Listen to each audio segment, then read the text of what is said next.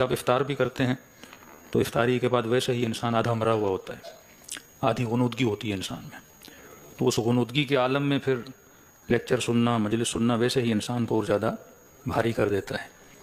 تو مستحب بھی ہے کہ جب مغرب کے بعد ہلکا سا کھانا انسان کھائے، یہ نہیں کہ انسان بھاری کھانا کھائے۔ علماء جتنے بھی بزرگ گزرتے تھے وہ اپنی افطاری گرم پانی سے کرتے تھے، کیونکہ پورا دن آپ کا معدہ سکھڑ جاتا ہے، اور جب معدے کو بھوک لگتی ہے تو وہ ایک تو یہ آپ کی باڈی کے اندر جتنے بھی ایکسٹرا آرڈنری کچرا ہے وہ روزے کے سے ختم ہو جاتا ہے۔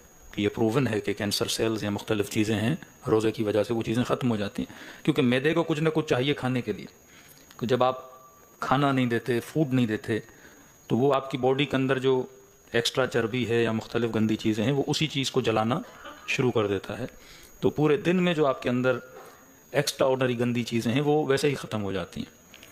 اب جب افطاری کا وقت آتا ہے تو معدہ سکھڑا ہوا ہے، اور اس کے فوراً بعد اگر آپ کھانا ڈالتے ہیں تو یہ معدے کے لیے بھی کیا ہے، نقصان دہ ہے۔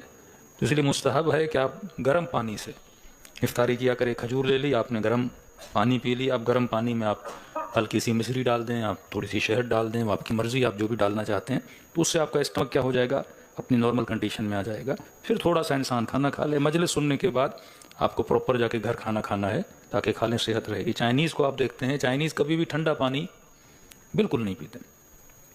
ہمارے 7 میں روڈ بن رہے تھے تو 55 ڈگری کی گرمی، تو جتنے پاکستانی انجینئرز تھے انہوں نے کولرز میں برف بھر بھر کے رکھی ہوئی تھی، اور ہر 5-10 منٹ کے بعد ٹھنڈے ٹھنڈے گلاس پی رہے ہیں، لیکن اس 55 ڈگری کی گرمی میں جو چائنیز انجینئرز تھے وہ وہاں بھی کیا کر رہے تھے، گرم پانی پی رہے تھے۔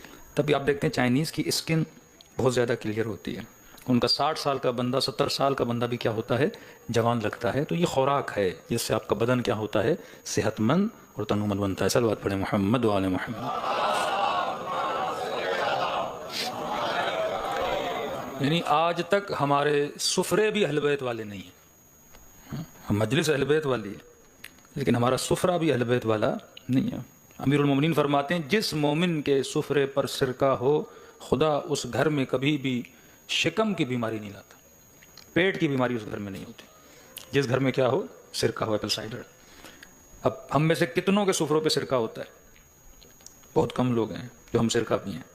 سرکہ کیا کرتا ہے، اندر جتنے بھی جراثیم ہیں وہ کیا کر دیتا ہے، مار دیتا ہے۔ یعنی مولا علی کا سفرہ نمک سے اور سرکے سے خالی نہیں ہوتا تھا۔ قرآن کی ایک صورت ہے، دیکھیے قرآن کا اعجاز آپ سمجھیے۔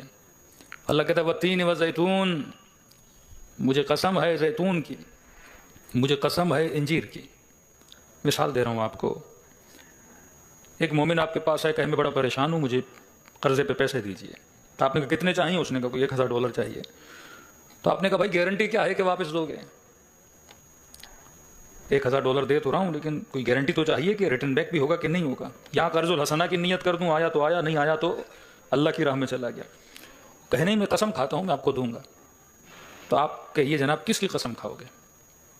تو کہے کہ مجھے آلو کی قسم ہے، میں آپ کے $1000 ریٹرن بیک دوں گا۔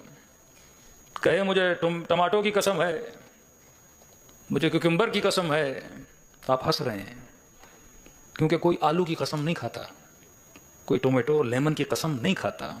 اتنا کہہ دے مجھے اخروٹ کی قسم ہے، آپ پھر بھی ہنسیں گے۔ آپ کہیں گے قسم کھانی ہے تو خدا کی کھاؤ، امیر المومنین کی کھاؤ، مسجد کی کھاؤ، کسی مقدس مقام کی کھاؤ۔ تو ہم جیسا عام بندہ $1000 دینے کے بعد اگر یہ کہے کہ مجھے اخروٹ کی قسم ہے، مجھے آلو کی قسم ہے، مجھے پوٹیٹو کی قسم ہے، تو ہم اس پہ ہنسیں گے کہ جناب کیسی قسمیں کھا رہے ہو۔ اور وہ خدا حکیم کہے کہ مجھے اولیو کی قسم ہے،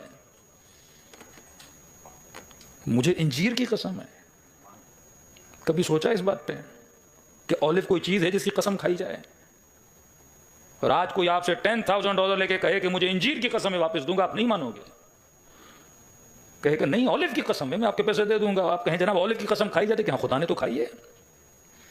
جب خدا اولیو کی قسم کھا سکتا ہے کہ والتین والزیتون وطور سینین، مجھے قسم ہے اولیو کی، مجھے قسم ہے زیتون کی، تو اس میں کیا حکمت ہے کہ خدا اولیو کی قسم کھا رہا ہے، خدا زیتون کی قسم کھا رہا ہے؟ بھائی سارے پھلوں میں اگر اولیو اور زیتون کا انتخاب کر رہا ہے تو کوئی نہ کوئی خوبی تو ہوگی۔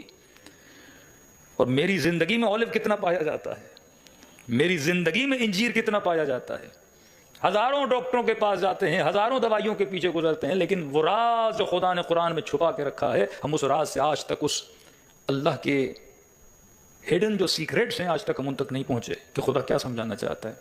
ایک جاپانی ڈاکٹر جس نے ریسرچ کی، انٹرنیٹ پہ اویلیبل آپ دیکھ سکتے ہیں، اس نے کہا کہ انسان بوڑھا کیوں ہوتا ہے اور یہ ینگ کیسے رہتا ہے؟ تو کہا کہ 40 ایئرس تک، دا ایج آف 40 تک انسان کی باڈی میں ایک کیمیکل ہے جو ریلیز ہوتا ہے، جسے جوانی کا کیمیکل بولا جاتا ہے۔ کچھ ایسے سیلز ہیں جو باڈی میں نکلتے ہیں جسے انسان ینگ رہتا ہے، جوان رہتا ہے۔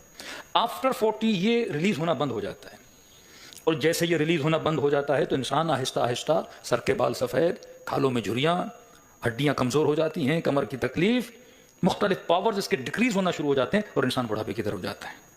یہ تو تاریخ میں پروون ہے کہ حضرت نوح 800 سال، فرعون کے لیے ملتا ہے 400 سال، امام زمانہ ابھی تک زندہ ہیں۔ تو یہاں کوئی سائنٹیفکلی چیز ہے جو باڈی میں ریلیز ہو رہی ہے کہ انسان 1000 سال جیے؟